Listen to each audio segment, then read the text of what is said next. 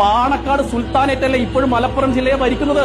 ഈ മുസ്ലിം രാഷ്ട്രീയത്തെ ഭരിക്കുന്നത്, മുസ്ലിം സമുദായത്തെ ഭരിക്കുന്നത്. ഒരു MLA-യോ MP-യോ ആരാകണമെന്ന് പ്രഖ്യാപിക്കണമെങ്കിൽ നമ്മുടെ രാഷ്ട്രീയത്തിൽ MLA-യോ MP-യോ ഒന്നുമല്ലാത്ത പാണക്കാട് കൊടപ്പരക്കൽ തറവാട്ടിൽ പോയി ഇരുന്നാൽ മാത്രമാണ് ഇതിന്റെ ഒഫീഷ്യലായിട്ടുള്ള കാര്യങ്ങൾ. അവിടെ നിന്നാണ് അവസാനത്തെ വാക്ക്. അതൊരു ജനാധിപത്യ സമൂഹത്തിനകത്ത് ഇങ്ങനെ ഐക്യത്തെയാണ് കാണിക്കുന്നത്. അത് നിങ്ങൾക്ക് എന്താണ് കാര്യം? നിങ്ങൾ പുറത്തല്ലേ നിൽക്കുന്നത്? സെയ്ദ് ഫാമിലി യമനിൽ നിന്ന് വന്നു.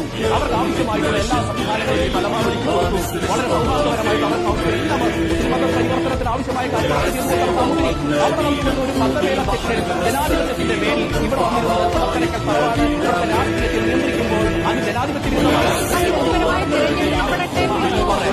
തെരഞ്ഞെടുക്കുന്നില്ലല്ലോ, എന്താ ചെയ്യാ? അങ്ങനെയാണോ?